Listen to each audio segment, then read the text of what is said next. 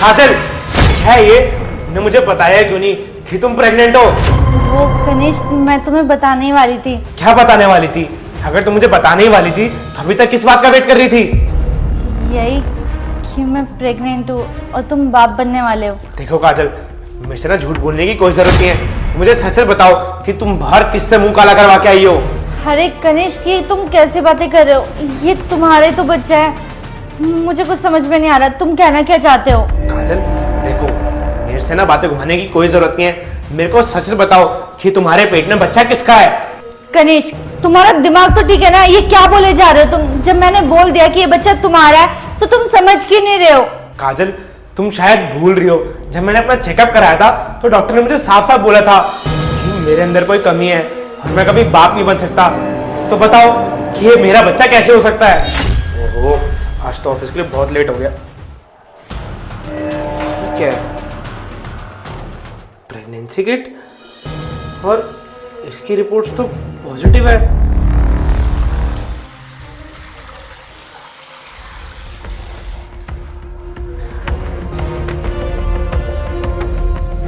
एक काम करती हूँ, मार्केट से जाके प्रेगनेंसी किट ले आती हूँ और चेक कर लेती हूँ एक बार। मतलब काजल प्रेग्नेंट है, पर मैंने अपनी रिपोर्ट में तो देखा था कि मैं कभी बाप नहीं बन सकता। तो फिर काजल प्रेग्नेंट कैसे हो गई? समझ गया मैं। इसका मतलब काजल कहीं और मुंह काला करवा के आई है। काजल को तो सबक सिखाना ही पड़ेगा। हाँ, तो मैं और क्या करती? मेरे पास और कोई रास्ता भी तो नहीं था ना। तुम तो बाप बन नहीं सकते, इसका मतलब ये तो नहीं ना कि मैं भी माँ ना बनूं कभी जिंदगी में। मैं भी चाहती हूँ कि मैं माँ बनूं, मेरा भी एक बच्चा हो। जब भी हम किसी रिश्तेदार के घर जाते थे, उनके बच्चों को देखकर मेरा भी मन करता था कि हमारा भी बच्चा हो, हमारे घर में भी बच्चों की आवाज़ गूंजे। और वैसे भी तुम्हारे मम्मी पापा मुझे कितने ताने देते थे, कितना सुनाते थे कि शादी को इतने साल हो गए और अभी तक हमारा एक भी बच्चा नहीं हुआ। तो मुझे कुछ और समझ में नहीं आया, इसलिए मैंने ये सब किया। प्लीज़ तुम मेरी बात को समझो। मैंने जो भी कुछ किया वो हम दोनों के लिए तो किया ना। काजल, तुम थोड़ा पागल हो गई हो क्या? तुम इतनी पढ़ी लिखी हो और हमारी टेक्नोलॉजी कितनी आगे बढ़ चुकी है। आजकल कितने ऑप्शंस है, जैसे कि IVF और बहुत सारी चीजें। और अगर तुम्हें ये सब भी नहीं करवाना था तो हम कोई बच्चा गोद ले लेते, उसकी जिंदगी भी संवर जाती और हमें भी बच्चा मिल जाता। पर तुमने कोई और रास्ता चुना, अपना मुंह काला करवा के आई कहीं बाहर से। अरे तुम्हें जरा से भी शर्म नहीं आई ये सब करते हुए? प्लीज़ तुम मेरी बात को समझो।